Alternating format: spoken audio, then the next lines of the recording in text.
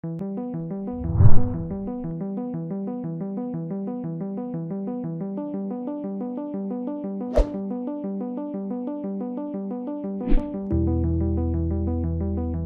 that. Now we can do, like, some calculations on this table, right? This is a formatted table. Now you can see here as well that you can see the table design options. You can change the name of the table. In this case, I'll change it to actually PMS, maybe PMS table, right? Which stands for Premium Motor Spirits. It's essentially petrol. PMS table, capital PMS and small table. That's what we're going to name. It actually looks like PM stable. I can always change that, right? I'll just leave it as PMS table. That's fine, not a problem. Okay, from here, what I want to do is this fuel price is actually in Naira, right? I want to convert it to dollar, but then I want to convert it intelligently, right? I don't want to use a fixed dollar rate. I want to use a dynamic dollar rate. That is, in 2016, there was a different Naira to dollar exchange rate. In 2017, there was a different Naira to dollar exchange rate. That's how I want this to work. So I can extract the year from this table. I can create a year column, and I can do that in between date and fuel price, right? I can, in fact, from my Power Query, I can do that as well, but I'll just show you how to do this here. So from here, I'll split this. I can press Ctrl Shift and plus, or right click and press Insert. Change the column header to year, and then I'll press equal to extract the year from the date. And this is only possible because we formatted this column, the date column, as a date, right? So I'll extract the year from this by typing equal to year, and then I'll reference the date column and press enter. Now, because I split everything, because I split the table just next to the dates, this column is actually being formatted as a date, right? So if you highlight the column and go to home, you would see that it's okay. So I can force it into being recognized as a general number by clicking on this, or clicking on general again. So sometimes that happens. You might be thinking, oh, your formula is giving you errors, but just always double check, right? And as you can see, you can scroll, click the drop down and see that we have data from 2016 all the way down to 2019. So I can call this my data. I'll create a new table here. Maybe I'll call it exchange rates. And here I want year, and I want dollar to Naira. And I have 2016 all the way down to 2019, I believe. So I'll get my dollar to Naira exchange rate. It's 2019, right? 2019. I'll get my dollar to Naira exchange rate from here. Go to this link. We'll share all this subsequently. Let's see. 2016, it was 253.5 on average. 253.5. And if you wanted to be a little bit, would you say adventurous, you could actually connect to this website using Power Query and pull this data automatically. Now that's very exciting. This one is 305.8. Text 2018 is 306. I think I will just put this as 360. Now, I will also turn this into a table. I'll highlight this and I'll press Ctrl T or Ctrl L, or go to Insert and click on Table, right? So Ctrl T, my table has headers, not a problem.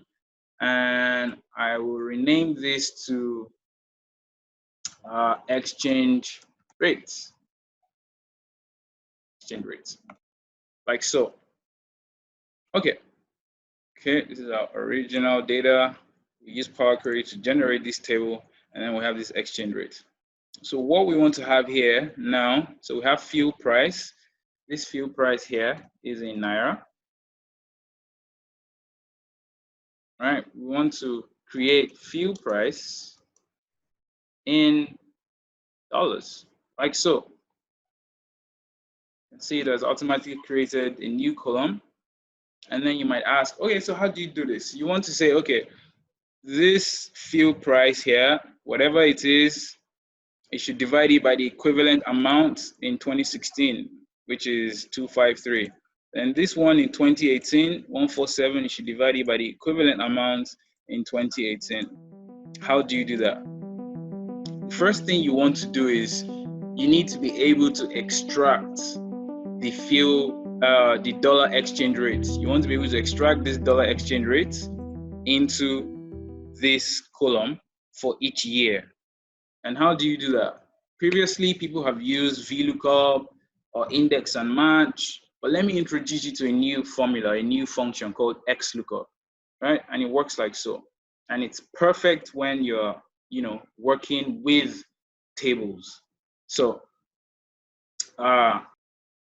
before I go into that, I want to show you how, very quickly how to reference tables, right? So this table is called PMS table, right? Within any worksheet, anywhere or any space in your worksheet, anywhere, you can call this entire table or call the column or call the headers alone, and I'll show you how to do that. So you can say referencing a table. So don't remember our table is called PMS table, right? It's called PMS table. So this is our empty sheet. I can say equals to PMS, and you can see IntelliSense has brought up the name of the table. I can press tab to key into that table, and then if you want to see how that looks, I can press enter. Look at that, it has brought the entire table. Again, I've just duplicated the table. How cool, right? And you can always reference the formula from the top left portion of the table. Now, here's the interesting part, right? Double click. If you use the square brackets, right, then you can, would you say, go into the elements within that table. So if I use the square bracket, the open square bracket, you can see that you can access the elements within that PMS table. In this case, you can access a particular row, you can access the state column, the date column, the year column, the fuel price in Naira, the fuel price in dollars, which we're still getting to. And for instance, if I wanted to access just the year, right? I can press tab to key into the year, then close that, and then I press enter. And look at that, I have all the years. Can you see that? I have all the years. And you can see, so I can go back, press F2 to go into the formula. I can go back if I wanted to access the fuel price in Naira, right? Press tab, key into that, I'll access the fuel prices in Naira, right? Look at that. If I want to access all the years, but I want to access only the unique years. We know it's 2016, 2017, 2018. If the data changes, I want to know only the unique years, right? So I can say equal to PMS table, tab, open the square bracket, or let's even say the states. I want to know only the unique states. So I go into states like so, right? So you can see it's giving me like duplicated items.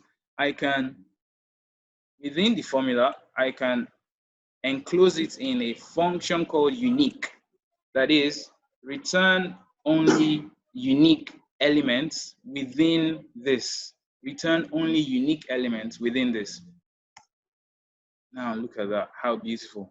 And we have the 37 states, 36 plus one federal capital territory. You can do that for year as well. Look at that, equal to unique, QUE, of what? PMS table, right? Of what's in the PMS table, of the year within PMS table, right? And then you include that. Look at that. It's giving me only the unique items within the year column in the PMS table. If I wanted to access everything, right, in the table, including the headers, I'll simply just go to all, right? I want to access everything in the table, right? It's giving me the entire thing, including the headers. If I want to access maybe only the headers, right? I want only the headers. I don't want any other item. I'll go to equals to PMS table, right? And I'll scroll all the way down to what? To headers, right? I press enter and look at that. Only the headers are populated. So that's how powerful tables are. And if you're very good with tables, it's just essentially setting you up for Power BI and DAX, right? Which is out of scope for this. Anyway, so let's get back to our data table, right? How are we going to calculate the fuel price in dollars dynamically, right? That is adjusting automatically for the exchange rates per year. Now,